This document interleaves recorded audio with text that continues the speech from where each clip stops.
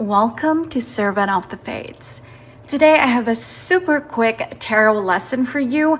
Did you know that you can identify countries and nationalities such as your soulmates, for example, using tarot through three elements? The first one is color, the second one is weather, and the third, which is broader, is symbols. So let's begin with the first one, color.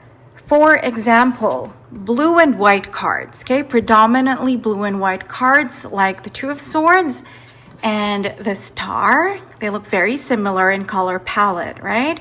So cards like these ones, they would represent countries with blue and white in their flags as well, such as what? Argentina, Finland, Israel, right? So the color of the flag would correspond with the color, the predominant palette of the tarot card. So this would mean that red and yellow cards like the Magician and the Queen of Pentacles, that's their predominant palette, right? Red and yellow. They would then represent countries with these colors in their flag, which would be Spain, Kyrgyzstan, Vietnam, right? So it's in the color.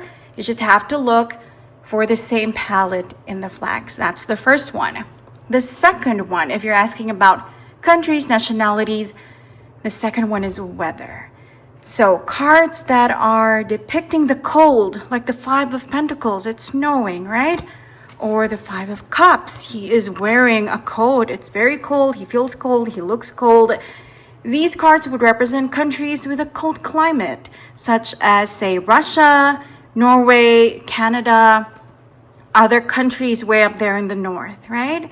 And then, as well, cards that are depicting sunny skies, like the Fool, and of course, you guessed it, the Sun, would represent countries with long summers, such as Peru, the Philippines, where I'm from, Jamaica, and maybe the UAE, where Dubai is, right? So sunny skies, sunny weather means sunny countries, sunny locations, and people from those countries as well.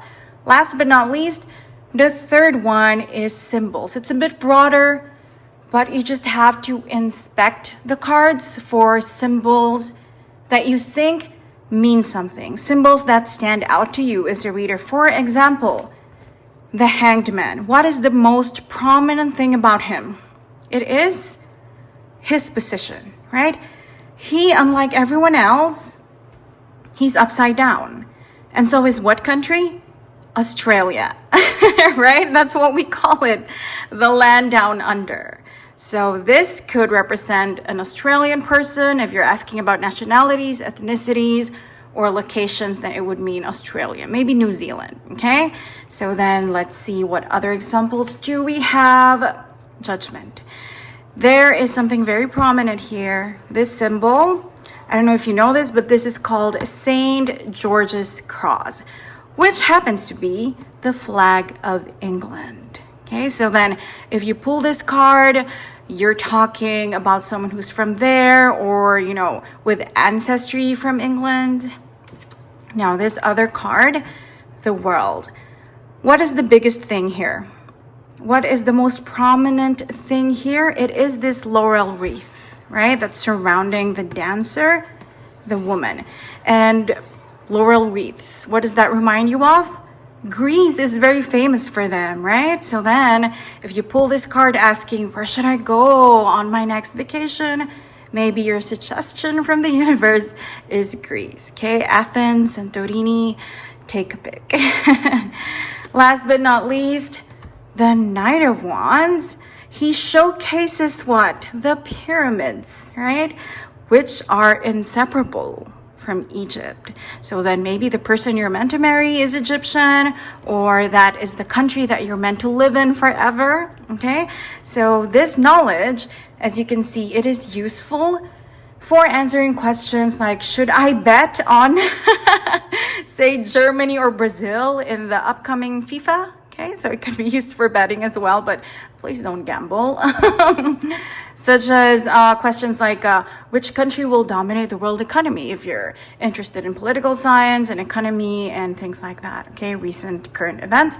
Also, which country should I live in? Like I said, eventually, what is going to be my forever home? What country is that? And of course, what nationality or ethnicity will my soulmate be? So if you're asking about locations, countries, nationalities, now you know what to do. Let's summarize. You look at the color and you match it with the color of the flag of specific countries. The second one is the weather. You see whether it's sunny or it's cold to determine if it's a 4-season country or, you know, it's mostly summer. And the third one, it's broader symbols, okay? For this one, you have the pyramids. For this one, you have the laurel wreath. For this one, you have St. George's Cross. So those are just examples. You are going to find more in the other cards and even in these cards as well. So now you know. Thank you for joining me today. I hope to see you again soon. Take care.